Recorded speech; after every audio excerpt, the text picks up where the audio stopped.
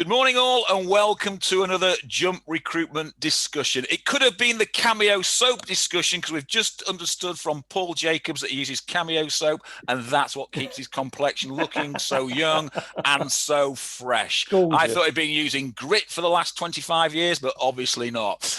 This week, we're going to finish our series of looking into the candidate experience so we can connect the dots between the candidate attraction, retention, and selling candidates to clients. So if you can see me and hear me, please put a hearty hello in the chat box. So the candidate experience, the candidate journey, what can we say about that? The candidate experience is how candidates perceive their initial journey into the recruitment process.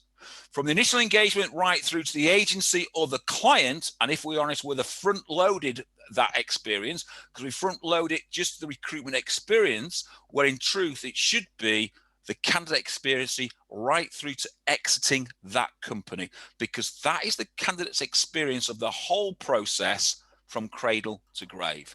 So in this type of market, where the candidate experience will create higher results, as the power is shifting, candidates now dictate how companies need to market themselves to those candidates. So one of the biggest tools that they miss is that candidate experience. Clients miss how to create a candidate experience that engages the candidate and locks them in all the way through. So how can recruitment agencies help with that and educate our clients on the importance of this?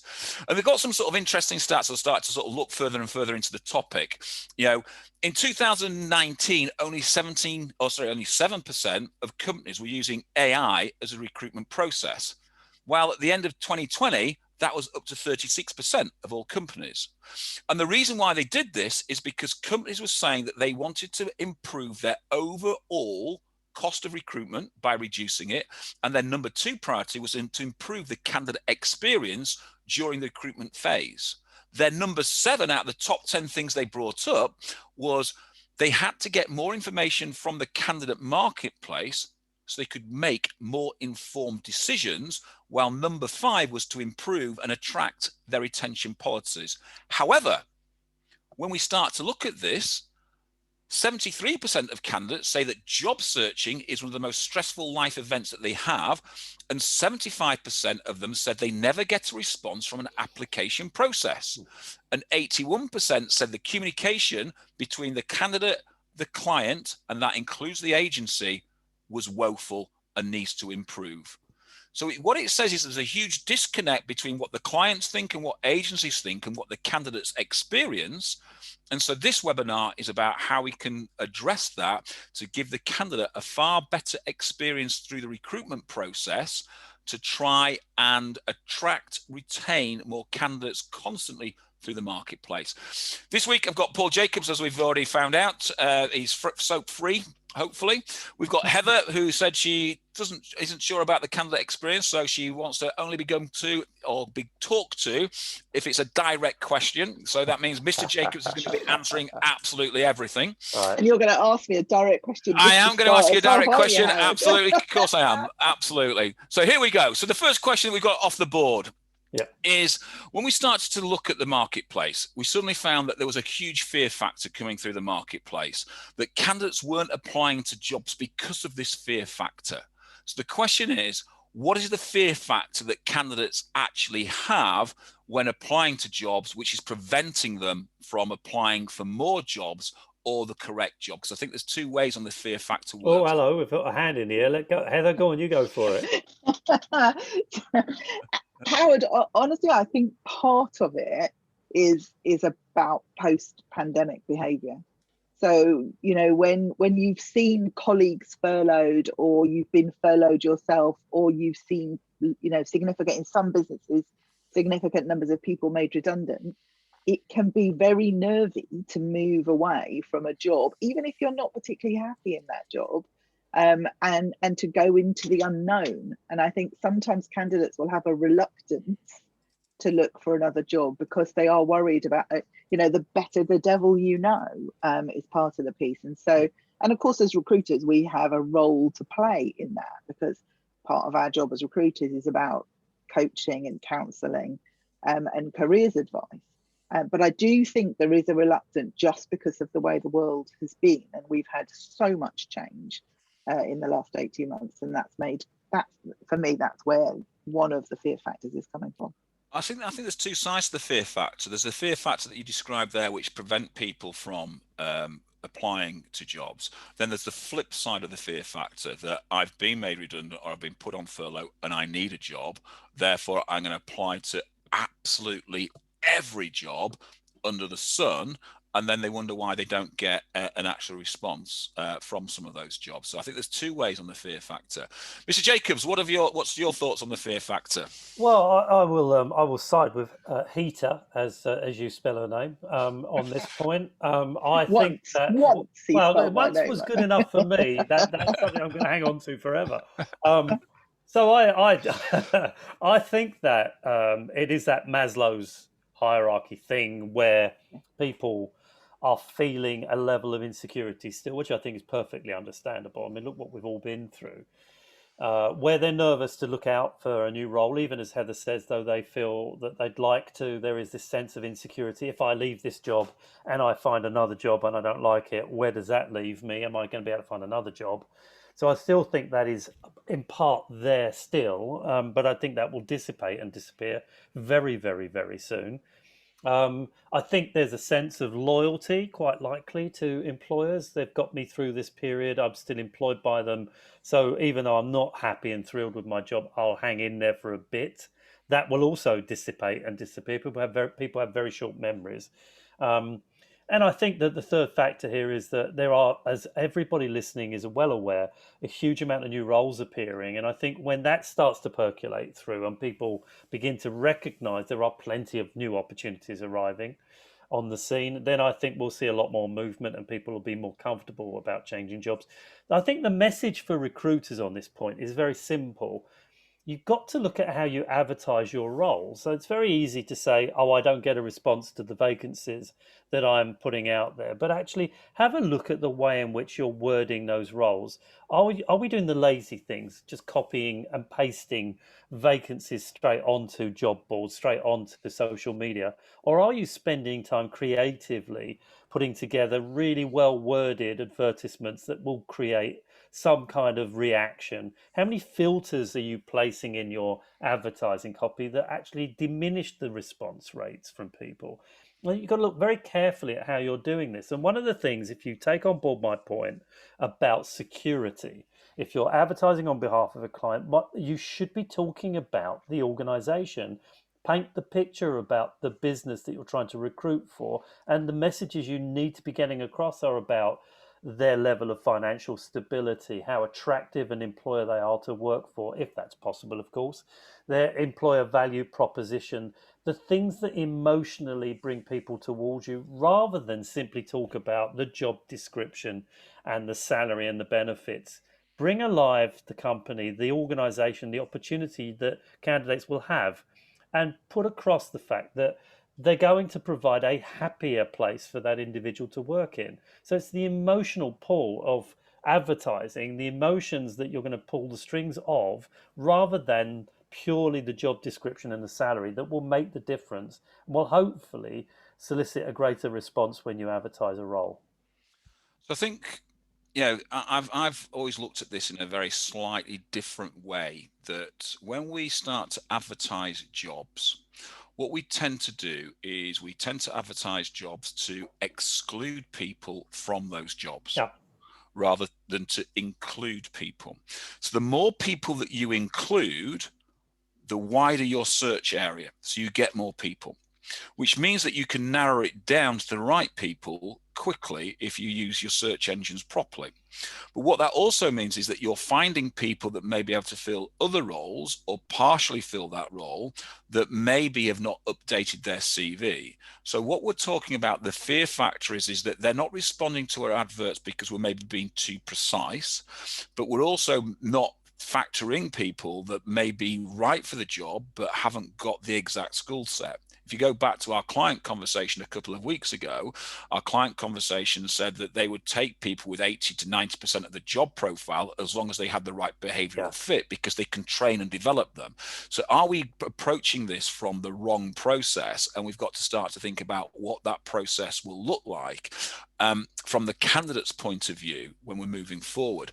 So I think the question is not about what we are doing for the candidates, Paul. I think it's, what do the candidates now want from an agency? Well, I mean, I think this is, this does lead to a very important point, and that is that we are in a candidate short market, and everyone that is on this knows that. Every single client I have, I'm having the same conversation with, regardless of the sector. They cannot find enough. Very funny, Howard. See, it was Came, not Cameo, but anyway. I don't suppose there are many people who remember Came, so you've thrown me now. Every single one of my clients is desperately short on candidates, and that market isn't going to change anytime soon. So we've now shifted, as we've been predicting for over a year, into this candidate-driven market. So here's the point.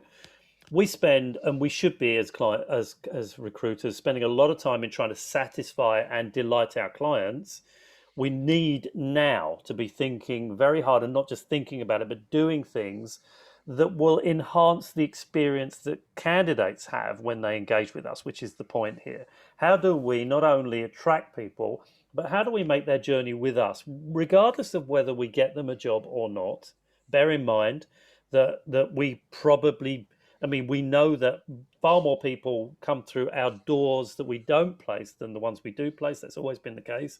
So how do you give people the feeling that they were cared for, they were looked after, at a point, and you made the point, Howard, where we get, in some cases, a lot of responses, and we don't have the time to go back to everybody. So what do you do as a business to improve your processes to ensure that candidates feel that they were looked after and cared for, that the communication was at a very high level? I'll give you a good example, and I won't name names, but we are presently dealing with, and I'll whisper this, estate agents. You know those people.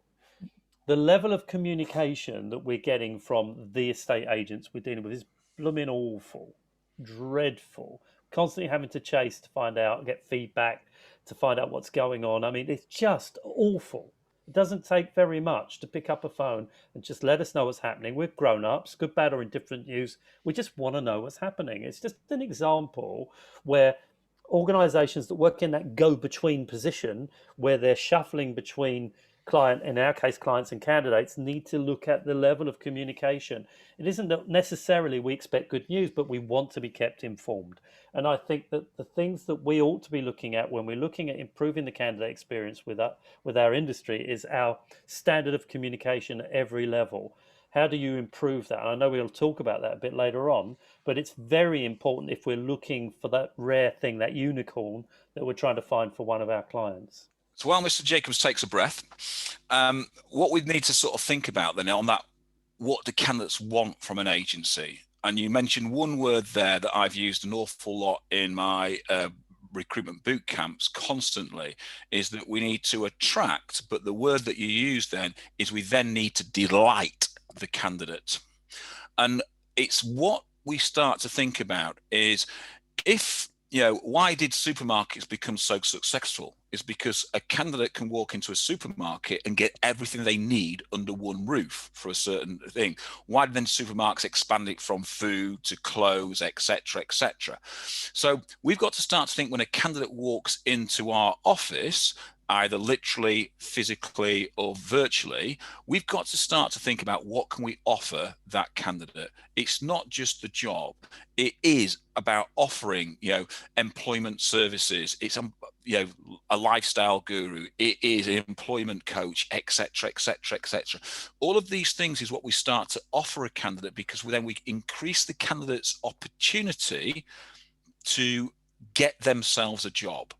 If we can then supply more clients to them, then they're more likely to come back and back. And what I keep saying to all the people on these type of academies is that candidates have big mouths and clients have big ears. And when our candidate goes on site, they'll be saying, what a great service I've had from XYZ agency, but they'll also be saying, what a terrible service I've had from ABC agency. And what you find is that clients pick up on that, and clients start to understand who's supplying them well and who's not, who's giving a positive interaction with their candidate base. Because what we've got to remember is that we are the first interaction that that candidate potentially has with that client. So we are actually representing the client from there. So what do candidates want from agencies? I think what they want is they want to be delighted. They want to have choice. They want to have honesty, and they want to have service. And that last word there, service, is the important part. When we think about giving them a service, what service, is that can we give them? And that's when we sort of flip and say, well, how do we give a candidate that positive experience that when they leave, irrespective of if they place them or not, they leave with that positive experience of working with you as the agent first and foremost, and B, as the company that you're working through. Well, I think, Howard, this is a kind of symptom of our industry that sorry, Heather. No. I was just probably about to say exactly the same thing. So I'll let you. Well, you say it straight away, and I think Deborah, have you had some sort of fit because you've just started to type random words and we don't know what that actually means, but we'll work on it. But I was about to say, I think that there's a mindset shift here, and this is an important one, and it's, I'm afraid, part and parcel of our industry attitude is that I've always been focused on the here and now, making money now. It's all about the now. Everything is about the now. KPIs, metrics, all about the now. I think if you are really serious about improving candidate experience, you have to move your mind from purely thinking about the people we're helping, the ones we place, to maybe considering the care we give the people that we don't look after on this occasion, on that we don't place, because those candidates are more in terms of volume than the people we place. To your point, Howard, would be the people that will walk around and tell everyone what they felt about the experience of working with us. They're also the candidates that we will place on the next occasion or the occasion after that. They're also the sons, the daughters, the nephews, the nieces, and so forth of our clients, or indeed will be our clients in the space of 5 to 10 years. So that myopic attitude to only really focusing on the people we're arranging interviews for and excluding everybody else creates problems for the future. But if you take that mind shift and you say everybody is important to us, and even if it's light touch communication, we want everybody to feel that we at least communicated well with them, then I think you start to get that better candidate experience, which in turn, over a period of time, years in fact, will repay itself over and over and over again in terms of the candidate flow and the loyalty towards the brand that you're developing. Which is exactly what I was going to say, Paul, when we were talking over each other. I think that it is a symptom of the place that our market has been for the last few years, is that we have only had to focus on the candidate who's successful. But that isn't going to work anymore. And I love what you're talking about, Howard, with career coaching and lifestyle guru and all of those wonderful things about delighting our candidates.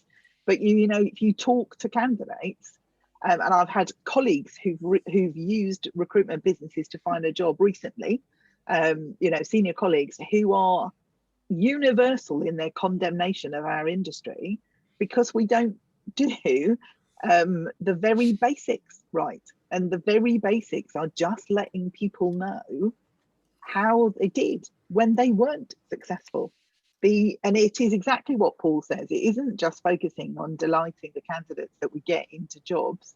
It's about all of the candidates that we deal with and all of the unsuccessful candidates, because they will be tomorrow's successful candidates, and we shouldn't be just starting again all the time. Exactly. And we don't have this unending pool of candidates where it doesn't matter how we treat the unsuccessful ones because there'll be more to replace them. Well, there won't be more to replace them because we are in a candidate short market. And as Paul said, it's that mindset shift that says the candidate is the most important part of how I spend my time, and not just the one that's got the job. All of them. So let me ask the next level of candidates as well, given Brexit. That's not coming back anytime soon. Sorry, Howard.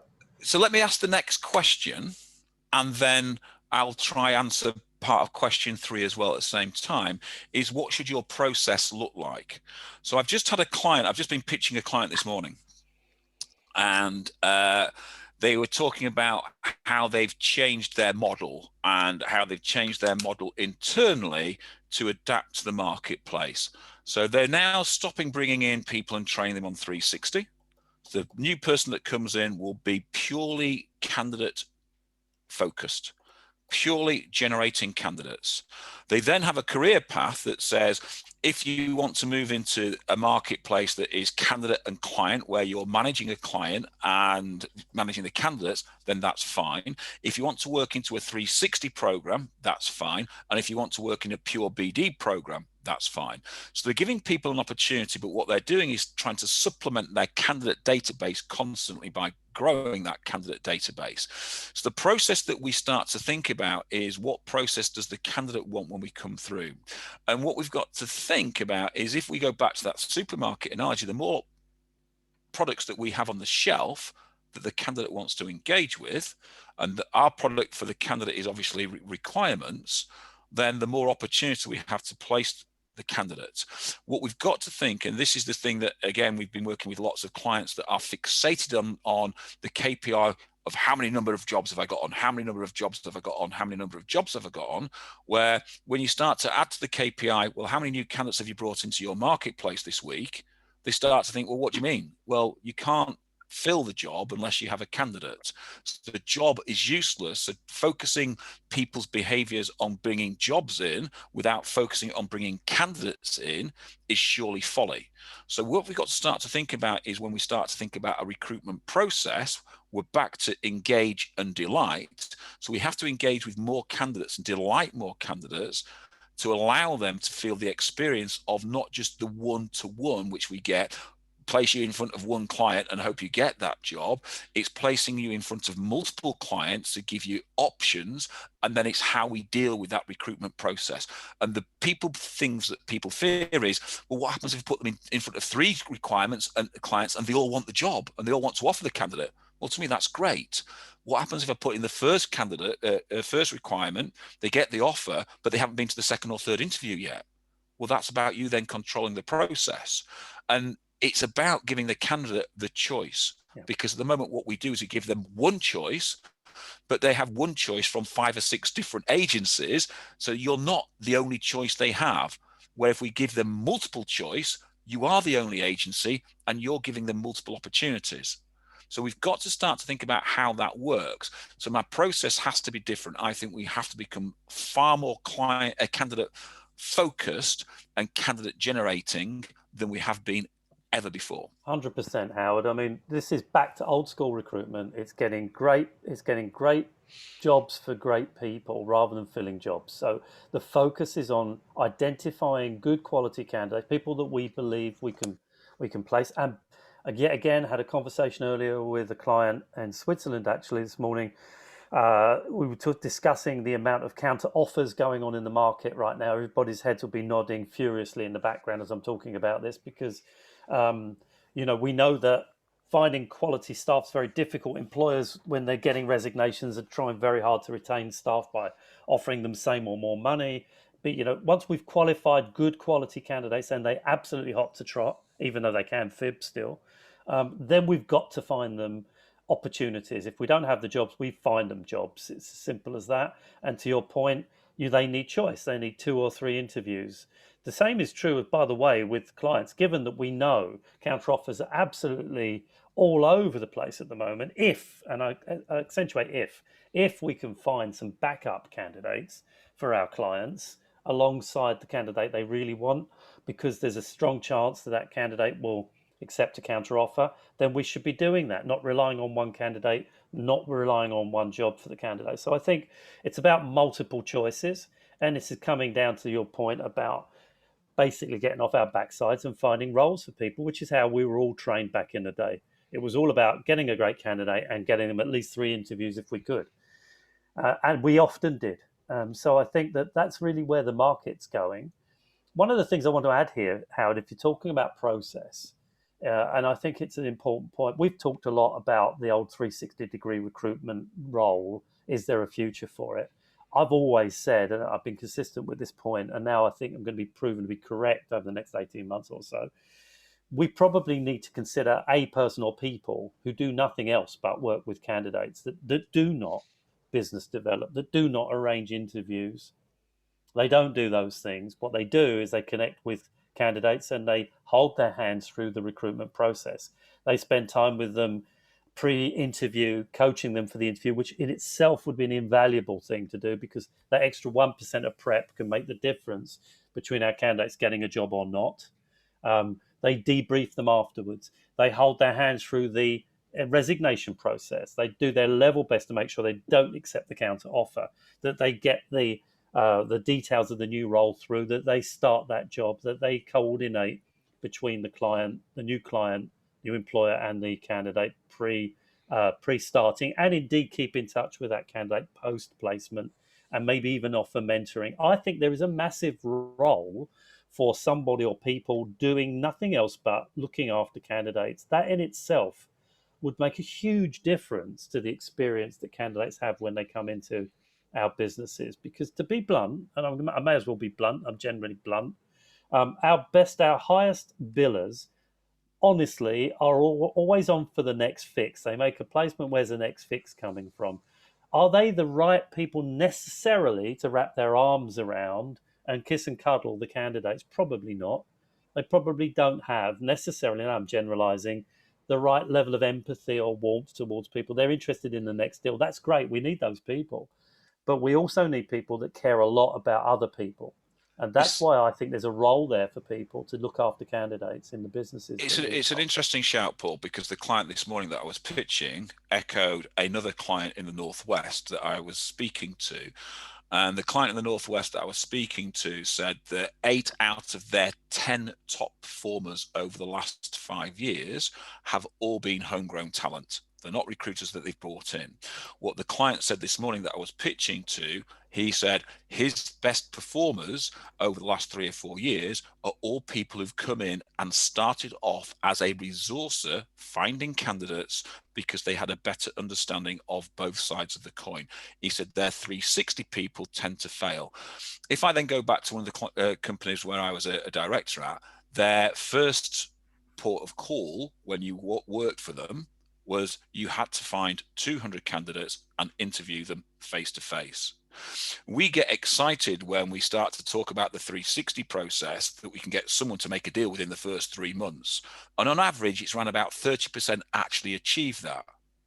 They had around about 75% of people making their first deal within the first 6 weeks, because they were supplying candidates into the requirements that other people were working, but they were still making that deal and making that connection. So it says that if you start to grow your candidate base and understand your candidate base, then it's a very different marketplace, because you then to control the marketplace. And the big sort of thing we think about in that is the more we control the candidate marketplace, the more we control what the clients do. The more we can control our fees and stop our fees being eroded by the client, because they're getting promise after promise after promise after promise from clients that from agencies who all they do is reinvent the recruitment wheel every day. I've just got a requirement on, now I'll go find the candidates, rather than already building that bank of candidates. So when the client comes, you already have a bank that you can dip into, and therefore furnish the client with candidates quickly and efficiently. So the next question as we sort of push through this is, if we were to survey candidates who entered the recruitment process, what would they say? And this is the thing that we ask clients to do quite often, and they are absolutely petrified to go out and find out the truth and listen to the truth. So we sit in webinars like this and we talk about what we believe candidates would want. And we may be right and we may be wrong. The truth is that we should be inviting candidates to give us responses. And by the way, I would argue very strongly that you'll get much more interesting responses from candidates we do not place in jobs, the people that slip through our fingers, the ones we placed on interview didn't get the roles. I want to know, what did they think about the service that they received? The people we placed in jobs, reasonably, you can expect that they're going to say, I was really pleased. So how many people, for example, listening today, have forums for candidates to come in and talk to us, or we do it virtually about their experiences of working with us? Is there some kind of scorecard that we have to establish what people thought of the service? Exactly what are we doing to understand the candidate experience with our businesses? And are you asking? I mean, you're asking your consultants to give you feedback, fine, but they're not going to give you feedback that's negative, are they? They're not going to tell you that they had a bad experience with a candidate thought they were awful. You're going to need to think about, how do you get that information from the people that interact with your business? Is that physical, seeing them, holding forums? Is it questionnaires, surveys? And who's going to conduct that? Do we give it to our guys, or do we do it? And I think that links really nicely into some of the things we talk to clients about they want their recruitment partners to be consultants, to be advisors, to be specialists.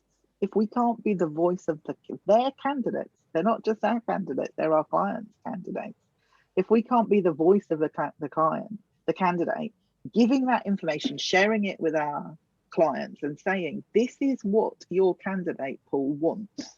This is what will make you attractive to them. This is the experience they're looking at. And it's, and it isn't this, and this is what's wrong with your process, and this is how you can do it better. What greater way to provide a consultative experience for your clients, as well as improving and knowing how to improve your experience for your candidates. I think it's both ends of the problem. And I think it is both ends of the problem. And if you start to listen to what candidates actually say, and we start to listen to what clients actually say, then what we start to do is we start to iron out our process and the bottlenecks in our process.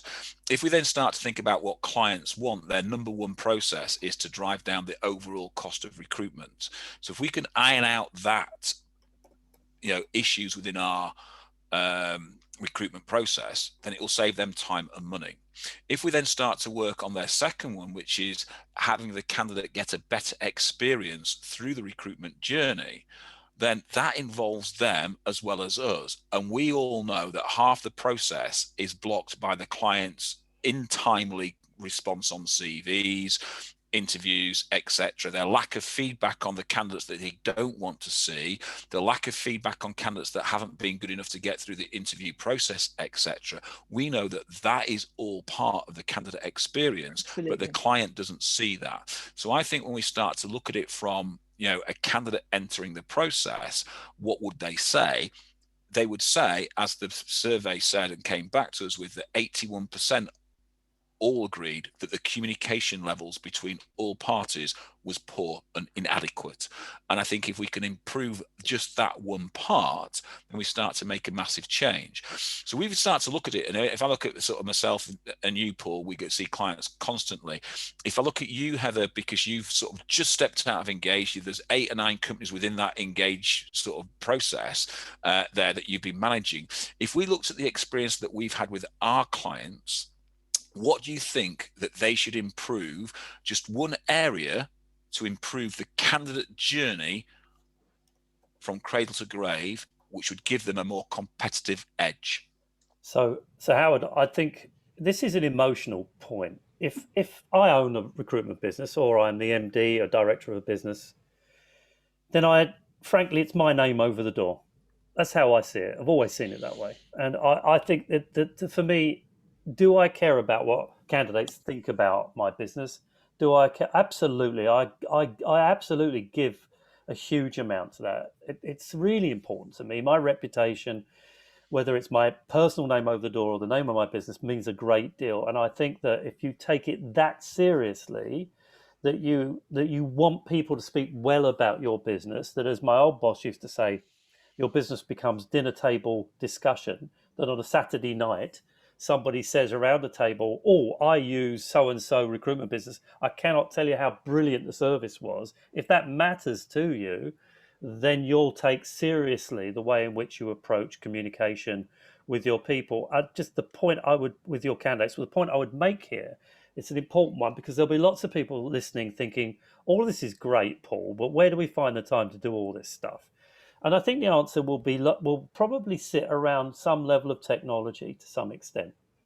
So looking at what we can do from a technological point of view, with methods of keeping in touch with candidates, to keep in touch and to figure out what they felt about our service, to communicate with them. All of those things can be achieved with existing software. There's software out there at the moment, or simple email templates, for example, text templates can easily be put in place to prevent the need to have to spend hours, coming up with different forms of communication. A bit of time and planning and prep put into how we're going to improve our communication with candidates, whether that is from a technological software perspective or good old-fashioned analog writing template emails, would make a huge difference going forward. So I think it's looking at what we can do relatively easily to improve levels of communication that would make the difference. But I mean, I made a point just now to Deborah. She's brilliantly communicating and getting questionnaire responses back from candidates, which I think is great. I don't underestimate, as directors and owners, the impact that you have when you pick up a phone or you use a video connection to speak to candidates and clients and say, tell me, because it's important to me personally, what you thought about the service you received from my business. Don't underestimate the impact that has, a positive impact that has. And don't underestimate the level of information you'll get back. You can't phone every candidate, of course not. You can't communicate with every client, of course not. But just pick samples. So I'm going to outblunt you there, Paul. So I completely agree with what you say, absolutely, on the AI part, etc. But then I'm going to completely outblunt you. Then I should come in and make peace. Protect me here, there is being nasty. You try that. So the blunt side is, your question was, we don't have the time. But the national average across the recruitment agencies is that we fill 2 out of 10 jobs, which means 80% of our time is working jobs that are never going to come to fruition because they're poorly qualified, they're poorly specced out, you have no commitment with the client, you have no commitment whatsoever to engage from an engagement point of view. Why are you working those jobs? So if we just took 20% of those jobs away, take 2 of those jobs away, and spent that time engaging with candidates, talking about the candidate journey, the candidate experience, etc., and we can then go back into the marketplace and readdress that with the clients that are having that experience and help them improve their process, and guess what? We'll start to make more placements. So I think, to be blunt, what we've got to do is stop pandering to clients who do not engage with us and start to give them proper feedback with regards to what the candidates think about their market, their engagement strategy, because that will make us iron out the process, which will expedite it and give the candidate, the client, what they want: a faster, cheaper recruitment process. And that's not reducing our rates or our fees, and the candidate a better experience. Okay, I mean, this is being recorded, so I may as well say it's for the first time in a long time. I agree with you, Howard. That's so I'll take a picture of that, Paul. Yeah, I already am. Can I just add something that really occurs to me from yesterday's REC event, where we were talking about growth and growth in the current market? I actually want to take just one step back from that and say, as an organization, do all the people working in your business understand that the market has changed? And do they understand, and have you thought about what that market change and the focus on candidates means for your goals, your values, and your teams? And are you spending time talking to them about the fact that the way in which they may have recruited for years has changed, and that they need to focus differently, so that you're talking to them about those different behaviors, those candidate-centric behaviors? And I actually think there's a kind of strategic piece in there to do with your values and what you value in terms of behaviors in the people in your organization. So this is about coaching. You're 100% right. And Howard has said this for so many times over the last 12, 15 months. Coaching isn't listening. Yeah. Coaching isn't. Sorry, who's talking? Coaching isn't something you do sporadically. Coaching is an ongoing commitment. You do it consistently. And we work in this hugely dynamic environment. I mean, it's monumentally dynamic. Things change literally by the day, let alone by the month. And what you're saying is completely true. The vast majority of people in our industry have never worked in this type of market before. I mean, the vast majority. I have, but I've been around on the planet since dinosaurs. But the truth is that most people haven't. And so we have to consistently coach and train them to adapt their methods and the way in which they approach candidates, the way in which they work with clients, and never more so than now, because the rate of change that we've all experienced in the last 15 months and that we're going to experience in the next 3 years is unprecedented. We're going to see an enormous change in just about every aspect of our lives, not least employment. And so we have to really commit to giving people consistent training and coaching. And you make a brilliant point. I think it's absolutely true. How are we preparing our people for this? So I think what we've neatly done is what you've neatly done there, Heather, is you've done a proper Paul Jacobs on me. You've skipped from one question right to the last question. So we've answered that question with regards to how do we change behaviours of our recruiters to improve the candidate experience. So I'm going to add to what you've said there. I'm going to add to it in this way, is we try and change behaviours, and we know for a fact that change is the biggest problem any business has. It's the biggest hurdle that we need to do. And because we're trying to change behaviors and what recruiters have been doing for an awful long time, there is going to be resistance to that. So I don't want you to change behaviors. I want you to add a new behavior into your process and let the old behavior naturally die. Because once you start to add the new behavior with regards to how you treat your candidates through the process and how you work on that development of that process, what it starts to do is change the results that you get. Once the results start to change, then guess what? Consultants, if I could say the word, would eject the old behavior very quickly because the new behavior is creating more revenue for them. So it's not about changing their behaviors, I think. It's about adding new behaviors into the process that defunct the old behaviors. Yeah, you're right, Howard. It's this muscle memory thing. Heather, that's twice. Can you just record that? Yeah, that's twice. I've noted. I've noted. I'm literally amazed, but I feel the need to get to lie down after this. But I think the truth is that it is that thing in training of any kind. It's kind of a muscle memory. In this case, it's a kind of readjusting your mind. And I'll never remember, but I think it's if you do something 8 or 9 times, it becomes habit. I can't remember the exact number. It's out there on Google somewhere. But it is about consistently doing something till it becomes normal or natural for you to do that. And I think your point's very valid, as you say, for the second time. But it's nice to be right twice in about 9 months. So I'm grateful for that, Howard. Well done. Thanks for Paul. Yeah, I'll be sending the Cameo soap to you so you can wash your own mouth out. So the last question, I'm going to ask one question, okay? Because I think this has been quite an interesting topic to sort of go all the way through. So if we were to give one piece of advice to an agency owner about what to do right now that would change their outlook of the candidate marketplace, what would that be? I'm going to go to Heather first. Yep. I would start talking to your candidates.